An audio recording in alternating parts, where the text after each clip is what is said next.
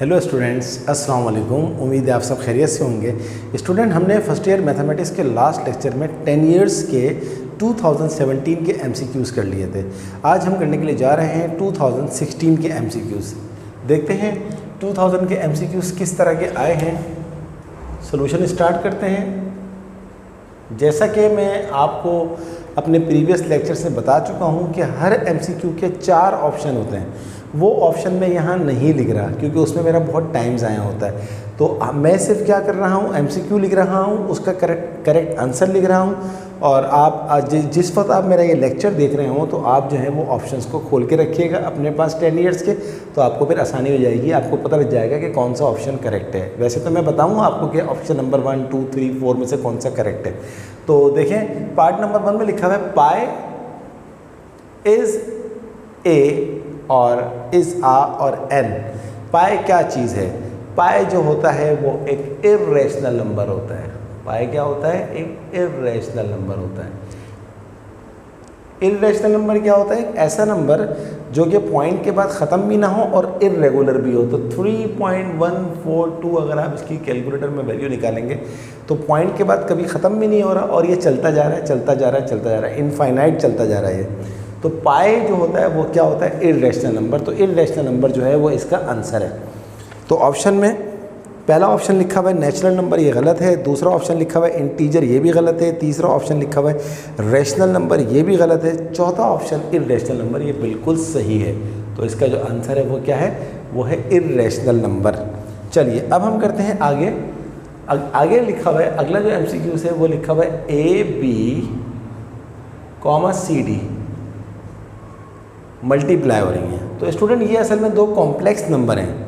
ये क्या है? 2 कॉम्प्लेक्स नंबर हैं। और कॉम्प्लेक्स नंबर की जो मल्टीप्लिकेशन होती है उसका बाकायदा एक फार्मूला है कि ये फार्मूला होता है AC minus BD AD plus BC।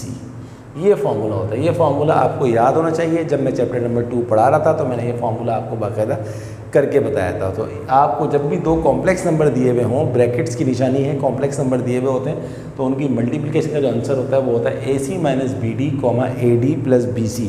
तो ऑप्शन में ये आंसर कहाँ लिखा हुआ है? पहला ऑप्शन है AC plus BD AD plus BC, गलत है। दूसरा ऑप्शन है AC माइनस BD और AD माइनस BC, ये भी गलत है। तीसरा ऑप्शन है AC माइनस BD और AD plus BC। So third option जो है वो 100% करेक्ट है। चलिए अब हम जाते हैं इसका MCQ नंबर 3 करने के लिए। देखते हैं 3 में हमसे क्या पूछा जा रहा है। कहता है अगर Z जो है वो बराबर है 3 + 4 आयोटा तो Z + Z का कॉन्जुगेट क्या होगा?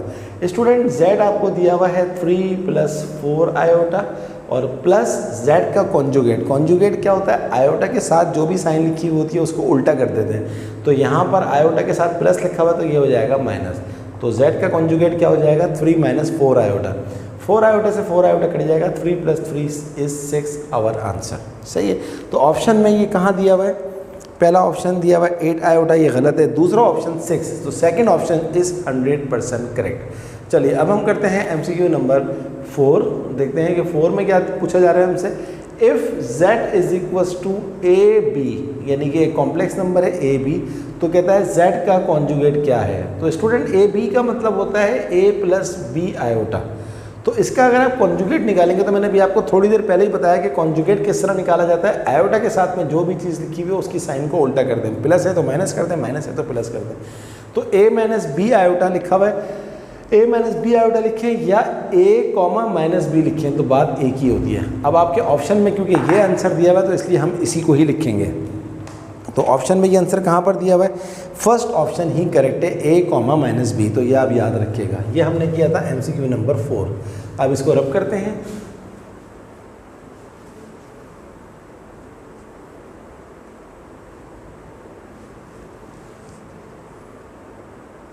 इसके बाद देखिए MCQ number 5। If I is imaginary number then iota to the power 7 is what? Student, हम जानते हैं कि आयोटा का स्क्वायर जो होता है वो -1 होता है। तो हम इस आयोटा की पावर 7 को पहले इस तरह लिखेंगे, आयोटा स्क्वायर और ऊपर लिख देंगे 3 और इंटू आयोटा। क्योंकि पावर पे पावर जब आती है तो मल्टीप्लाई हो जाती है। 2 3 ज़ा 6, 6 + 1 7 हो जाएगा, दोबारा वही चीज़ आ जाएगी। आयोटा स्क्वायर क्या होता है? -1 का क्यूब इंटू आयोटा। माइनस की पावर ऑड नंबर हमेशा माइनस होती है, तो -1 इंटू आयोटा हो जाएगा माइनस आयोटा। तो minus iota is the correct answer. Option में ये कहाँ दिया हुआ है? पहला ही ऑप्शन करेक्ट है, माइनस आयोटा सही है, बाकी तीनों ऑप्शंस ऑब्वियसली रॉन्ग हो जाएंगे। तो 4 में से एक ऑप्शन करेक्ट होता है, आपको सिर्फ ऑप्शन लिखना है। ये वर्किंग तो आप रफ वर्किंग में करेंगे, एग्जामिनर को सिर्फ और सिर्फ मतलब है इस बात से कि आपको जो है वो करेक्ट ऑप्शन चाहिए, एग्जामिनर को करेक्ट ऑप्शन चाहिए, लेकिन करेक्ट ऑप्शन जब भी आएगा जब आप कैलकुलेशन करेंगे। ये उर्दू इस्लामियत के MCQs तो नहीं है। छठा देखें, if omega is a complex root of unity then omega की पावर 17 इज़ व्हाट। स्टूडेंट हम जानते हैं कि एक प्रॉपर्टी है एक्सरसाइज 3.3 का कॉन्सेप्ट है कि ओमेगा क्यूब जो होता है वो 1 होता है। तो अब आप चाहें तो इसको इस तरह कर सकते हैं, ओमेगा क्यूब और 3 5 ज़ा 15 इंटू ओमेगा स्क्वायर। 3 5 ज़ा 15, 15 + 2 दोबारा 17 आ जाएगा। फ़ायदा क्या हुआ ये करने का? ओमेगा क्यूब क्या होता है? 1, 1 की पावर 5 इंटू ओमेगा स्क्वायर। 1 पे पावर कुछ भी आए 1 आ जाता है, omega square. 1 into omega square, omega square. So omega square is your correct answer. Option में ये कहाँ दिया हुआ है? पहला ऑप्शन है 0, गलत है। दूसरा ऑप्शन है 1, ये भी गलत है। तीसरा ऑप्शन है ओमेगा, ये भी गलत है। चौथा ऑप्शन है ओमेगा स्क्वायर, 100% करेक्ट। चलिए अब हम करते हैं इसका अगला MCQs। अगला MCQs क्या है? 7 में क्या लिखा हुआ है? If the root of the equation px² + qx + r is equal to 0 then q² - 4pr is what. तो ये असल में इन्होंने सिर्फ इक्वेशन चेंज करी हुई। हम जो लेते थे एक्सरसाइज 3.6 का कॉन्सेप्ट है ये, 3.5 का कॉन्सेप्ट है ये, ax² + bx + c is equal to 0। इसका जो b² - 4ac होता है इसको हम बोलते हैं डिस्क्रिमिनेंट। तो अगर b² - 4ac क्या लिखा हुआ है? इफ़ ये लिखा हुआ है if the root of the equation are imaginary. तो इमेजनरी रूट में क्या होता है? डिस्क्रिमिनेंट 0 होता है, 0 से छोटा होता है, लेस देन 0। तो इसका डिस्क्रिमिनेंट b² - 4ac है, इसका डिस्क्रिमिनेंट q² - 4pr है। तो इसका जो आंसर होगा वो ये होगा, लेस देन 0, 0 से छोटा। क्योंकि जब भी कॉम्प्लेक्स रूट होते हैं, या ये बोलते हैं आप कि जब भी आपके पास रूट्स जो होते हैं वो इमेजनरी होते हैं, तो हमेशा डिस्क्रिमिनेंट क्या होता है? लेस देन 0 होता है। तो असल में हम इसके यूज़ टू होते हैं, ABC के इसके यूज़ टू नहीं होते, तो घुमाने के लिए उसने आपसे पूछ लिया, लेकिन आप घूमेंगे नहीं इंशाल्लाह। तो लेस देन, पहला ऑप्शन है 0, गलत है। दूसरा ऑप्शन है लेस देन 0, 100% करेक्ट। ये था हमारा MCQ नंबर 7। अब देखें 7 के बाद आपको 8 और 9 नज़र नहीं आ रहा, मैंने डायरेक्ट 10 लिखा है। वजह क्या है कि MCQ नंबर 8 जो है वो मैट्रिक्स का है, मैट्रिसेस का है, चैप्टर नंबर 4 का, वो इस दफ़ा रिड्यूस है। इसी तरह जो MCQ नंबर 9 है वो एक्सरसाइज 7.5 से रिलेटेड है। एक्सरसाइज 7.5 चैप्टर नंबर 7 की वो रिड्यूस है, वो हमारे सिलेबस का हिस्सा नहीं है। तो इसलिए 8 और 9 आप नहीं करिएगा, आपका टाइम ज़ाया होगा, वो एग्ज़ाम में इस दफ़ा नहीं आ रहा है। चलिए अब हम करते हैं MCQ number 10। The number of ways which 7 girls can be seated around a table is what. Student 7 girls हैं, 7 लड़कियां हैं, और ये 7 लड़के जो है वो एक टेबल के अराउंड बैठी हुई हैं। तो ये जो कॉन्सेप्ट है ये है सर्कुलर परम्यूटेशन का, सर्कुलर परम्यूटेशन, जिसकी एक्सरसाइज है 7.2। मैंने बहुत डिटेल में बताई है, आप जाके मेरी प्लेलिस्ट में चेक कर सकते हैं। तो सर्कुलर परम्यूटेशन का जो फॉर्मूला होता है वो होता है n-1 का फैक्टोरियल। n हमारे पास क्या है? Total 7, 7 - 1 factorial.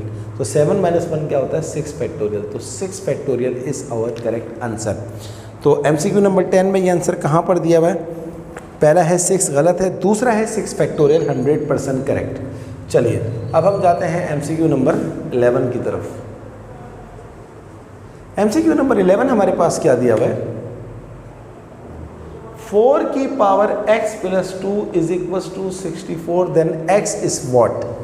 तो 4 की पावर x प्लस 2 और 64 को भी कर दें 4 की पावर 3। और इंटीसीज का रूल है कि अगर बेस सेम हो और बीच में इक्वल का साइन हो तो पावर भी इक्वल हो जाती है, यानी कि इसका x प्लस 2 इसके 3 के बराबर आ गया। तो x इज इक्वल टू 3, 2 को वहाँ ले जाएं, 3 माइनस 2 हो जाएगा 1, hence the value of x is 1।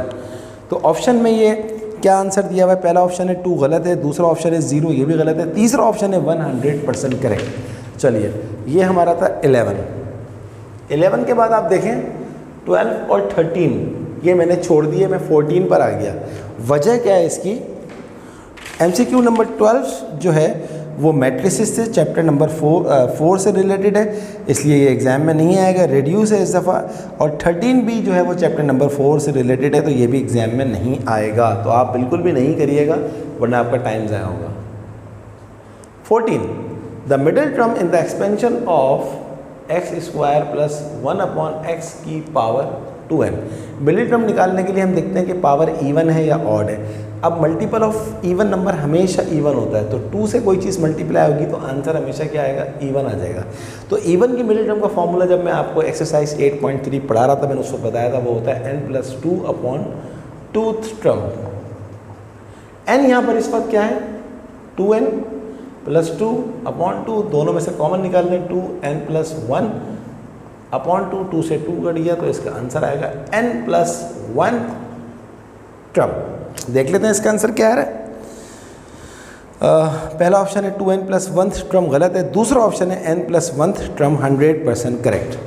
सही है जनाब।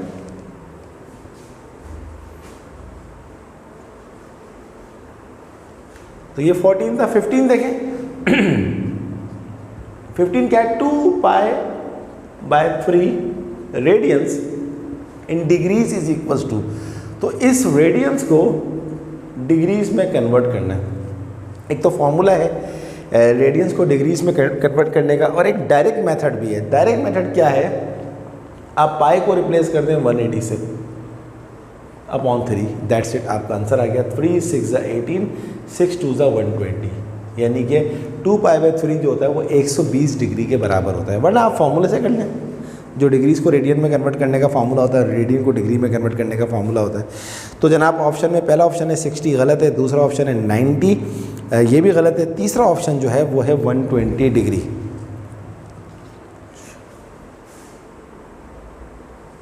इसके बाद है हमारे पास 16।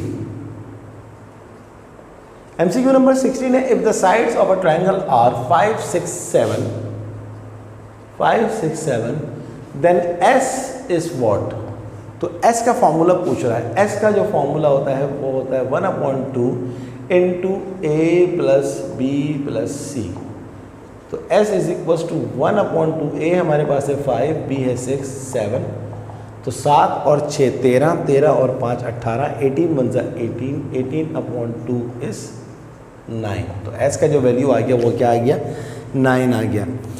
तो पहला ऑप्शन जो है वो दिया हुआ है 6 की गलत है, दूसरा ऑप्शन 900% करेक्ट है, तीसरा ऑप्शन लिखा हुआ है 18, इसने 18 आंसर दिया बट 18 नामुमकिन है, 18 नहीं आ सकता, कुछ और चीज़ होगी तो 18 आएगा, वरना S अगर होगा, अगर S होगा तो 100% 9 आएगा, क्योंकि ये S का फॉर्मूला मैंने आपको बताया, एक्सरसाइज 12.3 का कॉन्सेप्ट है।